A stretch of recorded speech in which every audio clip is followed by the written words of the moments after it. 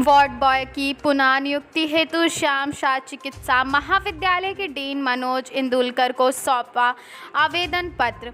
Ward boy द्वारा आवेदन पत्र देते हुए मीडिया को बताया गया कि हम सभी वार्ड बॉय संजय गांधी अस्पताल रीवा में समस्त स्वास्थ्य कर्मचारी के साथ कठिन परिस्थिति में जिस समय लोग अपने घर में नहीं निकलते थे, जिस समय किसी मोहल्ले में कोरोना वायरस व्यक्ति मिलने पर उस क्षेत्र से निकलना तक प्रतिबंधित हो जाता था, जिस समय कोरोना वायरस से लोग रास्ते बदल देते थे, उस समय परिस्थिति में हम सभी वार्ड बॉय अपने घर परिवार तथा स्वयं को मौत के मुंह में डालकर मरीजों की देखभाल की, उनको खाना खिलाया, नर्सों के साथ मिलकर मेडिसिन की, डॉक्टरों के साथ मिलकर यथासंभव उनकी हेल्प की, साथ ही मरीजों की स्वास्थ्य संबंधित समस्त सुविधाएं को ख्याल रखा।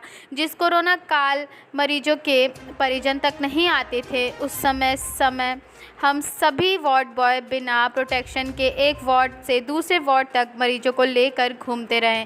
इस कोरोना काल में सेवाएं देते समय हमारे कई सहकर्मी कोरोना वायरस के शिकार भी हुए, फिर भी हमारे सहकर्मी कदम से कदम मिलाकर सेवाएं देते रहे। श्रीमान, आज हमारे निस्वार्थ सेवा को नज़रअंदाज किया जा रहा है। हम लोग की रोजी रोटी का ख्याल रखे बिना जॉब से निकाला जा रहा है, जिसका कोई उचित आधार नहीं है। प्रयाग एक्सप्रेस न्यूज़ के लिए रोहित पाटिल की खास रिपोर्ट। क्या नाम? मेरा नाम जयलाल है। ये हमारा पूरा वार्ड बॉय परिवार है। हम सब 1 साल से यहाँ पे जॉब कर रहे हैं। 3 शिफ्ट में हम लोग की यहाँ पे ज्वाइनिंग हुई थी।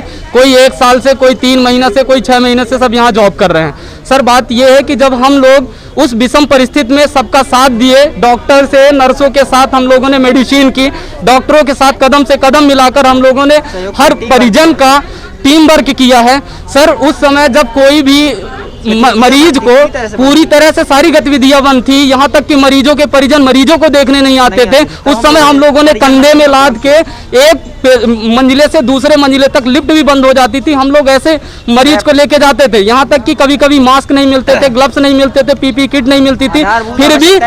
फिर भी हम लोगों ने बिना अपने जान को जोखिम में डाल के, बिना कोई प्रोटेक्शन के हम लोगों ने सबसे पहले मरीज की प्राथमिकता दी कि इसकी जान बचनी चाहिए। उनको ऑक्सीजन लगाया, खाना खिलाया और पूरा उनकी सुख सुविधाओं का जितना भी है, स्वास्थ्य सुविधाओं का उनका ध्यान रखा। हम लोग किए हैं।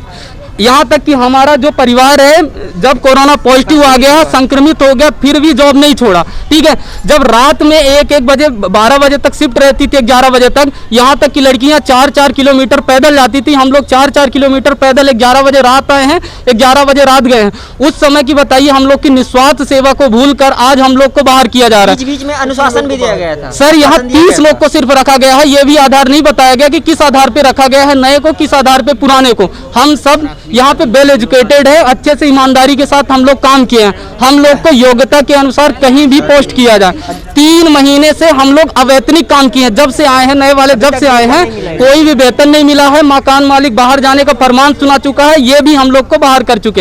ये भी नहीं बताया सर, सबसे पहले ये बताया गया कि आप लोग का जो ID कार्ड है वो जमा कर दो, उसमें सुधार किया जाएगा आइडेंटिटी कार्ड में। इसके बाद 1 दिन ज्वाइनिंग हुई हम लोग की, मतलब बोला गया कि जॉब करो, ड्यूटी पे आओ। दूसरे दिन से ग्रुप में मैसेज डाल दिया गया कि उन्हीं लोग आएंगे जिनका नाम रहेगा। सर बताइए, ऐसे अचानक हम लोग को निकाला जा रहा है तो कहीं ना कहीं हम लोग, सर हम लोग लगभग 80 लोग थे, लगभग 80 लोग। सर 30 लोगों को रखा गया है, बाकी को बेदखल कर दिया गया इधर से। अभी तक कोई भी वेतन नहीं मिली है। जो नए वाले आए थे 3 महीने से अवैतनिक, बिना वेतन के, और ना ही हम लोग को कोई ऐसा बोला गया कि आप लोग को कोई समय समय पे आश्वासन दिया जा रहा था सर। हाँ, और कोई भी छुट्टी भी नहीं मिल रही थी, जहाँ भी कोई भी छुट्टी नहीं मिली है सर। 2 महीने से कोई भी छुट्टी नहीं मिल रही थी। बिना छुट्टी के हम लोग काम कर रहे थे।